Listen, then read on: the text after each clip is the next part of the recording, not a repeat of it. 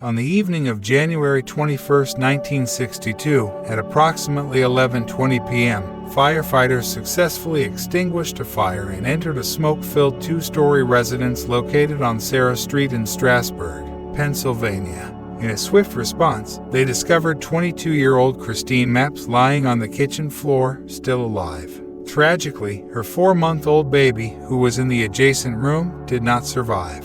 Interestingly, the head of the household, 38-year-old Edward Mapps, was conspicuously absent. Edward Howard Mapps, born in 1922, hailed from a family with a well-regarded New Jersey surgeon. During World War II, he eagerly sought the front lines and served in the Marine Corps. His participation in the European theater of the war left a lasting impact, as he sustained a concussion, leading to subsequent mental health issues. In 1945, prior to his discharge, he received a diagnosis of schizophrenia. Fortunately, it manifested as a mild form and did not impede his ability to lead a relatively normal life. Upon returning home, the 23-year-old Mapps pursued higher education at Syracuse University, embarking on a journey of study in the fields of art and psychology. Edward's enthusiasm for learning was so profound that he continued his educational pursuits in New York during the early 1950s. Favorites. Predictably, having amassed such an extensive wealth of knowledge, he made the decision to embark on a career in teaching art at Henry Street College. It was here that Edward crossed paths with one of his students, Christine Walbach. This young woman confided in her friends that she had fallen head over heels in love with her teacher at first sight, despite initially resisting the idea of a romantic relationship due to their significant 16-year age gap. However, after 2 months of courtship, Christine ultimately surrendered to her emotions. In 1960, when Edward proposed to her, she didn't hesitate to accept. Given that Mapps was residing in a rented room, the newlyweds made the choice to move in with Christine's parents in Pennsylvania. This decision may appear peculiar, considering her parents did not endorse their daughter's marriage, and the bride's father, Robert, even declined to attend the wedding. Nevertheless, they seemed to find a way to coexist and live together for a year. The birth of the baby. However, when Christine became pregnant, Robert's insistence on the young family leaving the parental home grew more pronounced. Where he had previously concealed his disdain for Edward, he now openly placed blame on his son-in-law for supposedly ruining his daughter's life. To some extent, Robert's concerns were understandable. By this time, Mapps had abandoned his teaching career to become a free artist. Edward lacked a steady job, sporadically selling his paintings and sculptures at art exhibitions in Strasburg. Despite financial challenges, the family radiated happiness and eagerly anticipated the arrival of their child. Observers noted Edward's profound affection for his wife, often physically carrying her in his arms. It was this love and warmth that would make the impending grisly events, which occurred less than a year later, all the more difficult to believe. The young family resisted the request to vacate Christine's parents' home until November 1961, just 1 month after the birth of their daughter, Julia. In an impressive turn of events, Edward managed to secure a mortgage, enabling them to purchase a beautiful house in Strasburg that very same month. A short, happy life. The couple settled into their new home in December and found great contentment in their new residence. Despite Edward's occasional eccentricities, most of their acquaintances described him as a kind, gentle, and devoted father, always ready to go to great lengths for his daughter. However, it was not without its challenges, as he had a tendency to be excessively jealous and baselessly accuse Christine of infidelity. Over the following 2 months, the Mapps family became acquainted with all their neighbors, frequently engaging in social visits. On January 21, 1962, they followed their usual pattern, spending approximately an hour visiting with their neighbors. They even asked their neighbors to watch over Julia for a brief period before leaving for a short while. As the agreed-upon time approached, they returned to retrieve their daughter. Unfortunately, this marked the last time the neighbors saw either of the Mapps, at least while they were still alive. In terms of their demeanor, the night preceding the tragic events, Edward and Christine appeared to be happy and carefree. Edward even boasted about securing a promising commission for one of his paintings. There were no ominous signs foretelling the impending disaster. fire. On that fateful day, the couple departed from their neighbor's residence around 9:05 p.m. Less than 2 hours later, at 10:48 p.m., the Strasburg Fire Department received an urgent call reporting a house fire. Swiftly responding, firefighters reached the scene within a mere 5 minutes and immediately sprang into action. Approximately half an hour later, they began their perilous journey through the dense smoke. In the next room, they discovered Christine, who still had a faint pulse, and the lifeless body of little Julia. Notably, there was no sign of Edward. Upon examination by forensic experts, it was revealed that the child had succumbed to smoke inhalation, whereas Christine's cause of death was rather unusual. Her demise was not attributed to carbon monoxide poisoning but, shockingly, resulted from blunt force trauma to the head. The coroner remarked that the nature of the injury appeared highly unusual, suggesting that if inflicted by a person, the assailant must have possessed exceptional strength. Such injuries were typically associated with individuals involved in severe automobile accidents. Who is the murderer?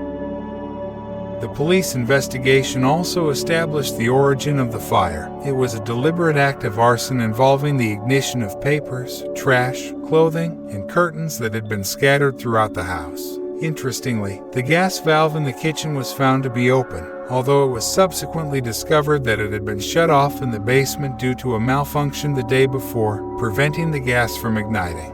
This suggested that the perpetrator had intended to incinerate evidence and make the incident appear accidental, but their execution was ham-fisted, possibly because they were unfamiliar with the house's layout. Despite these findings, Edward emerged as the primary suspect, although few believed that he could have committed such a heinous crime. After all, he was deeply in love with his wife and daughter. Moreover, a mere hour and a half prior, Edward had been happily caring for his family. What could have triggered such a dramatic transformation, turning him into a brutal murderer and arsonist?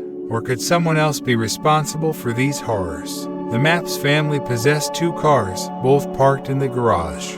Consequently, the police speculated that Edward had fled into the woods situated behind the house. It's worth noting that Edward's wartime experience had equipped him with survival skills in challenging environments. His profound connection to nature was so intense that he deliberately chose a house near the forest. Friends and neighbors affectionately dubbed him the Savage due to his fervent enthusiasm for camping and nature walks. Strangely, Edward left all his vital possessions in the house, including his passport, wallet, outdoor gear, and even bearer shares, which were strewn across the floor. This peculiar behavior indicated that he had not been preparing to escape. The prosecution and the search. Nevertheless, despite a dearth of concrete evidence, the Monroe County prosecutor proceeded to charge Edward with the murder of his wife and daughter. On January 23rd, a warrant for Mapps' arrest was issued. Law enforcement officials, including police and FBI agents, scoured the neighborhood meticulously, yet their efforts yielded no results. Bus and taxi drivers, as well as station employees, reported no sightings of an individual matching the description of the alleged assailant on that fateful night. Edward was a well-known figure in the town, with a circle of friends, but none had any knowledge of his whereabouts on the night of the incident or the following day. He had seemingly vanished without a trace. "We don't have any leads on how he escaped the scene," admitted one of the detectives involved in the investigation, speaking frankly. The police theory revolved around Edward's purported motive, a desire for freedom. The pressures of an unstable job, mounting debts, and the responsibilities of fatherhood had seemingly become unbearable, leading him to the unthinkable act of eliminating his family to start life anew. In June 1962, just 5 months after the tragic demise of his wife and child, Edward secured a spot on the FBI's 10 most wanted list. His visage, marked by its cold, distant gaze, appeared on countless posters posted in police stations, post offices, movie theaters, train stations, shopping centers, and federal buildings across the United States. Yet, despite these extensive efforts, all attempts to locate him proved futile. Another suspect. In December 1967, the FBI made an abrupt decision to remove Edward's name from its list of the 10 most wanted criminals. The primary rationale behind this move was the absence of concrete evidence that could support a murder charge, even if Edward had been apprehended. Then, in October 1971, Edward was officially declared deceased. Months and years passed until new theories regarding the potential perpetrator began to surface. Among these, the most prevalent was the notion that Christine's father, a man known for his volatile temper and strong animosity towards his son-in-law, could have been responsible for the murders. Amateur sleuths proposed the hypothesis that Robert had murdered his daughter's entire family, while clandestinely concealing Edward's body to tarnish his memory. Upon reflection, this version appeared to have a degree of logic. After all, during the couple's marriage, Christine's father openly labeled Edward as a lazy bum. Even after the wedding, Robert permitted the newlyweds to reside in his house only due to his wife's persuasion, as he held a deep-seated disdain for his son-in-law. Interestingly, Christine's mother had been willing to lend her daughter and son-in-law money to purchase a new house, but Robert vehemently declined the offer.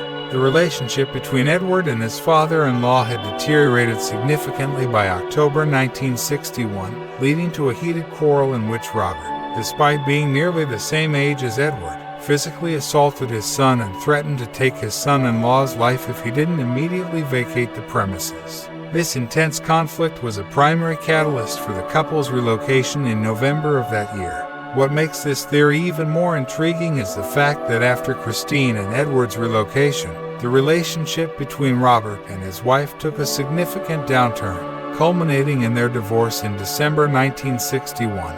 In the aftermath, Robert appeared to place the blame squarely on his son-in-law for everything that had transpired. In a surprising turn of events, Robert was never considered a suspect, perhaps due to his purported alibi. On January 21, 1962, at 9:30 p.m., he claimed to have boarded an Alaska Airlines flight from Miami to New York and subsequently checked into the Chesterfield Hotel early the next morning at 3:15 a.m. However, inconsistencies emerged in Robert's alibi. As amateur detectives uncovered, there was no record of an Alaska Airlines flight from Miami that night. Furthermore, when a friend called the Chesterfield Hotel on the morning of January 22nd to inform Robert about the fire, the hotel staff denied any guest by that name staying there. The notion of Robert being the perpetrator also faces challenges, given his frail health and slight build in contrast to his son-in-law. He was of shorter stature and unlikely to have delivered such a devastating blow. Additionally, he had suffered a heart attack and other health issues 6 months prior. The idea that he would commit such a heinous act out of resentment towards his son-in-law appears unconvincing. Over the past 6 decades, this crime has remained unsolved. Robert passed away in the 1980s, and Edward ceased his search, leaving the mystery surrounding the murders of Christine and Julia Mapps unresolved. I hope you liked this story. Please don't forget to leave a comment sharing with your thoughts below. Give a thumbs up this video, and remember to hit that subscribe button to stay tuned for more captivating stories. Thank you for joining us on this remarkable journey, and we'll see you in the next video.